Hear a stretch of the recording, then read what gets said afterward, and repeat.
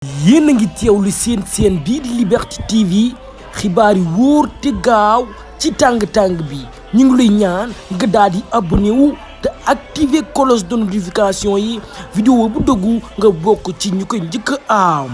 dal ci leen ak jàmm nag mbokk yi di leen fàttali yéen ak seen bii di Liberté TV ñoo ngi lay ñaan nga daal di abonné wu activer cloche de notification yi moom mii nag di Amadou Ba ginnaaw ba président de la République Macky Sall ba mu yëkkatee nag ay ndogal daal di koy fal pour nag mu daal di nekk li nga xam te ne nag moom mooy candidat atum 2024 ci Benno Bokk Yaakaar mu tànn ci ki nga xam te ne moom mooy Amadou Ba pour nag mu daal di nekk li nga xam te ne nag moom mooy candidat atum 2024.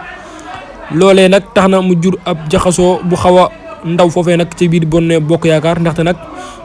ñooñu fare nag ci Benno Bokk Yaakaar ñoom nag am na ñoo xam ne dañ ne mer bi futtu ndaxte nag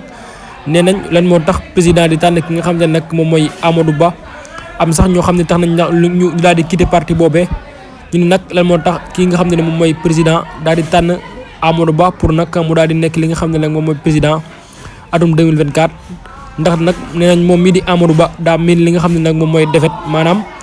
défaite daal bëgg na ko trop kon nag moom mii di Amadou Ba waruñ ko woon tànn ndaxte Amadou Ba nekkul koo xam te ne moom mooy gagné réew mi atum 2024. mais loolee nag tax na ñooñee fare nag ci Amadou Ba maanaam ñooñee nag di ànd ak Amadou Ba ñoom nag dañu daal doon jubilé di yuuxoo naan Amadou Ba futur président 2024 mu mel ni sax élection yi daa passé ba Amadou Ba mi gagné ko ba pare kon nag loolee daal dinay doon loo xam ne ni jéggi na dayoo lool. di leen fàttali nag ba léegi moom mii rek di Ousmane Sonko mi ngi ci loxol yoon mooy ba léegi nag jeunesse bi dañ ko daal di bëgg jox ko bopp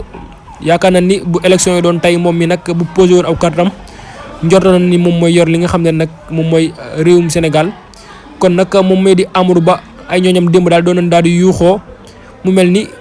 dafa daal di jël li nga xam ne nag moom mooy réew mi maanaam dafa daal di gagné élection yi atum 2024 te alors que sax dañ ko daal di fal rek pour mu daal di présenté wu nekk candidat